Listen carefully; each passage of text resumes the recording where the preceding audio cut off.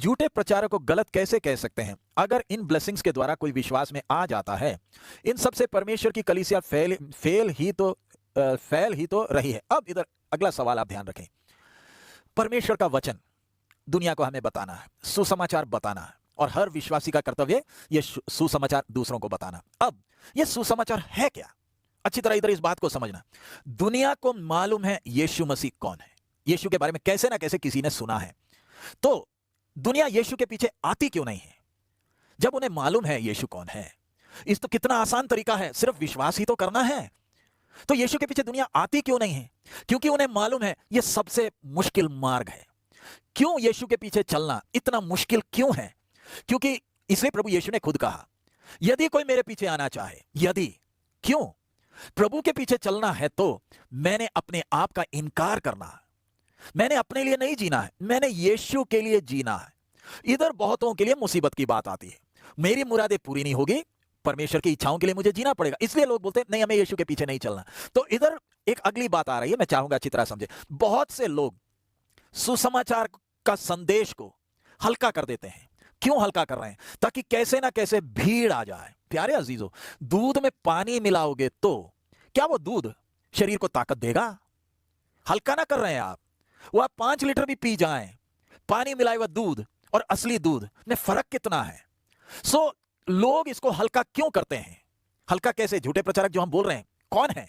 जो वचन को ऐसे का ऐसे बोलने के जगह में लोगों को क्या बोलते हैं? यीशु के पीछे आ जाएं, आपको आशीष देगा, आपकी मुरादें पूरी हो जाएगी, आपका कर्जा खत्म हो जाएगा, आपको नौकरी मिल जाएगी। प्यारे अजीजों, क्या प्रभु यीशु ने ये कुछ बोला है? जब प्रभु यीशु ने ऐसी कुछ बात नहीं बोली, तो हम लोगों को धोखा दे रहे हैं ना। हम क्यों लोगों की भावनाओं के साथ खेलकर उनको धोखा देते हैं? इधर एक और बात मैं कहना चाहूंगा। जब लोग संकट में से जाते हैं, कष्ट आते हैं, अकाल आ गया, बाढ़ आ गया, तूफान आ गया, तो हम विश्वासियों का कर्तव्य बनता है, जिन्होंने यीशु को जाना, जो जगत के नमक हैं, कि हम दूसरों के पास जाकर मसीह का प्यार दिखाएं और उनकी सेवा करें। यह हमारा कर्तव्य है। लेकिन दुख किस बात का? लोगों की गरीबी का नाजायज फायदा जब उठाया जाता है। यह मानवता के साथ सबसे बड़ा धोखा है। जब कोई भूखा है, जिसके पास मकान नहीं है, उसको जब बोला जाता है आप यीशु पर विश्वास करेंगे तो हम आपको कंबल देंगे, आप यीशु पर विश्वास करें तो आपके बच्चे का एडमिशन हो जाएगा, आप यीशु पर विश्वास करें तो हम आपका मकान बनाकर देंगे। क्या यह मानवता के साथ अन्याय नहीं? गरीब के गरीबी का नाजायज फायदा नहीं उठा रहे हम? क्या यह परमेश्वर के वचन में ताकत नहीं है कि हमें इसको इतना हल्का करना पड़ रहा है? परमेश्वर के वचन में इतनी सामर्थ है कि आप वचन को सीधा का सीधा बताएं और सुनने वाले ने तय करना है कि मैंने इस सत्य में चलना है या नहीं चलना है। नहीं तो होता क्या है, हम लोगों को यह सब बोल बोल कर लेकर आ जाते हैं और वो आ जाती भीड़, उनसे बोलते हैं ये तेल ले जाओ, तेल लगाओगे तो आप ठीक हो जाएंगे। वचन में किधर लिखा है तेल लगाने से ठीक होंगे? वचन में लिखा है विश्वास करने वाले हाथ रखेंगे और बीमार ठीक होंगे। तेल लगाने की बात उधर है जिधर उस व्यक्ति को अपने पाप को मानना है, लेकिन पाप का प्रचार नहीं किया जाता, लेकिन लोगों को उनकी समस्या के बारे में बताया जा रहा है। क्या हम प्रभु का नाम ऊंचा कर रहे हैं या भीड़ इकट्ठे करने में लगे हैं? प्रभु यीशु के सेवकाई को खुद देख ले। प्रभु यीशु को अगर भीड़ इकट्ठा करना हो तो कितने आराम से कर सकता था। सृष्टिकर्ता खुद ना है, बड़े आराम से भीड़ को इकट्ठा कर सकता था। बीमार कितने आराम से ठीक हो सकते थे, लेकिन सेवकाई के अंत में हम देखते हैं बीमारों को चंगा करने का काम बंद किया। क्यों? कितना भी बीमार ठीक हो जाए, बीमारी फिर आती है। एक दिन मुझे और आपको इस संसार से जाना है। हम क्यों ये झूठे प्रचार का ये बात हम बोल रहे, किसी का नाम नहीं ले रहे, लेकिन क्यों अंदर एक आक्रोश आता है? क्यों इस शक्तिशाली वचन को हम इसको हल्का कर रहे हैं? क्यों हम लोगों को धोखा दे रहे हैं? क्यों धोखा दे रहे हैं? क्या सत्य को सत्य के तौर पर नहीं बोल सकते? अब इसमें एक और बात है, जब सत्य को सत्य के तौर पर बोलेंगे तो पत्थर पड़ेंगे, मार पड़ेगी। वो ना बोलते हुए लोगों को तात्कालिक थोड़ा सा आराम दे दें, आ जाओ ठीक हो जाओगे, तो ऐसे बोलने वक्त फिर चंदा क्यों मांगते हैं? तुम डालोगे तो तुम्हें मिलेगा। अब लॉकडाउन चल रहा है, अब ये टाइम पैसा मांगने का थोड़ी है। लोगों को, हमारा विषय ये है, वचन को ऐसे का ऐसे बोलिए, इसमें कोई मिलावट ना करिए, कोई मिलावट ना करिए, किसी को धोखा ना दें। जो सत्य को जानना चाहता है वो आएगा। अब आती है बात बीमारों को चंगा करने का विषय में। मरकुस 16 का निकाल लीजिए, वचन में लिखी हुई बात। मरकुस रचित सुसमाचार, उसका 16वां अध्याय, उसका 16 और 17 में आगे पढ़ रहा हूं आपके लिए, और उसका 17 में पढ़ रहा हूं। विश्वास करने वालों में ये चिन्ह होंगे कि वे मेरे नाम से दुष्ट आत्माओं को निकालेंगे, नई नई भाषा बोलेंगे, सांपों को उठा लेंगे, और यदि वे प्राणनाशक वस्तु भी पी जाए तो भी उनकी कुछ हानि ना होगी। वे बीमारों पर हाथ रखेंगे और वे चंगे हो जाएंगे। मैंने वचन आपके सामने पढ़ा है। विश्वास करने वाले दूसरों के ऊपर हाथ रखेंगे और वे चंगे हो जाएंगे। उससे क्या समझ में आया? जो बीमार है वो विश्वास करे ना करे, जो बीमार है वो विश्वास करे ना करे, जिसको विश्वास है वो हाथ रखकर प्रार्थना करता है। मुझे विश्वास है प्रभु चंगा करेगा, इसलिए मैं आपके लिए प्रार्थना कर रहा हूं। आपको विश्वास हो ना हो वो कोई विषय नहीं है।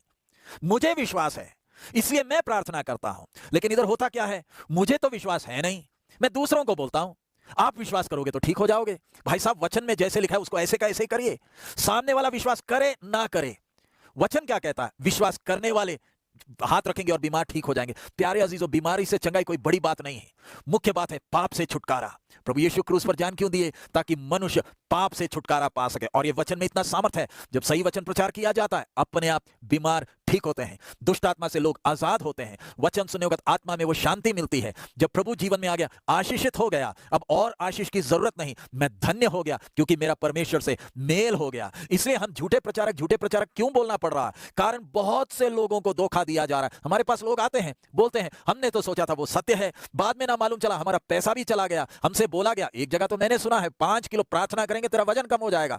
और वजन जब कम हो गया, 5 किलो कम हो गया, तो उनसे बोला गया 1 किलो का 1 लाख रुपया, 5 किलो का 5 लाख। दुनिया हमसे पूछती है ये आप लोग ये तमाशा क्या करते हो? जब हमें बोलना पड़ता है हमने तो नहीं किया, लेकिन वो बोलते हैं यीशु के नाम पर ये सब दुनिया करती है। सो इसलिए मेरा आपसे विनती है कि हमारा काम है सच्चा वचन दूसरों को बताना। हम किसी का नाम लेकर नहीं बोल रहे, लेकिन जब बहुतों के साथ धोखा हो रहा, वचन को तोड़ा मरोड़ा जा रहा, खेला जा रहा है उनके भावना के साथ, हमारा फर्ज बनेगा सच्चा वचन लोगों के सामने बोले, ताकि जब एक व्यक्ति आता है उसे एहसास होना है कि यह है सच्चाई, सच्चाई में ताकत है, सच्चाई में जीवन है, और वो कीमत देने के लिए आता है। मुझे मालूम है ये सत्य है और इस सत्य के लिए मैं कीमत दूंगा। इसलिए मेरा आपसे हाथ जोड़कर विनती है, किसी के भावनाओं के साथ मत खेलिए, किसी को धोखा मत दीजिए, सच्चाई को सच्चाई के तौर पर बोलें, किसी के गरीबी का नाजायज फायदा ना उठाएं। किसी को कंबल देने का आपको मन करता है, वचन का सिद्धांत, एक हाथ दाएं देता है, बाएं को ना मालूम चले। किसी के सामने फोटो लेकर मत दिखाएं कि हमने किसी को सिलाई मशीन दी, हमने किसी के बच्चे का फीस दिया। ये दुनिया के सामने मत करें। अगर ऐसे करेंगे तो आपको प्रतिफल इधर मिल जाएगा, उधर हमेशा का शर्मिंदगी के लिए इंतजार करना है आपको। इसलिए मेरा आप सब विश्वासी भाई बहनों से, सेवकों से भी विनती है कि हम किसी भी भाई बहन को धोखा ना दें, सत्य को सत्य के तौर पर बताएं, प्रार्थना के साथ बताएं, और प्रभु लोगों को इस सच्चाई के लिए लेकर जब आता है वो विश्वास में दृढ़ हो जाते हैं। नहीं है तो कल को वो हमसे बोलते हैं आपने तो बोला था चंगे हो जाएंगे, आपने तो बोला था बपतिस्मा ले लो तो चंगे हो जाएंगे, हमने तो बपतिस्मा भी ले ली तब भी दुष्ट आत्मा नहीं निकला, हमारी तो समस्या अभी भी खत्म नहीं हुई, आपके पीछे आकर फायदा क्या हुआ? तब फिर जवाब क्या देते? फिर तो जान बचानी पड़ती है। तब हम बोलते हैं आपको विश्वास ही नहीं था इसलिए ठीक नहीं हुए। सो और फिर हम उनका फोन अटेंड करना बंद कर देते हैं। सो इधर हम सच्चे मन से पूरा सुसमाचार को ताकत के साथ बताएं, प्रभु अपना काम करेगा।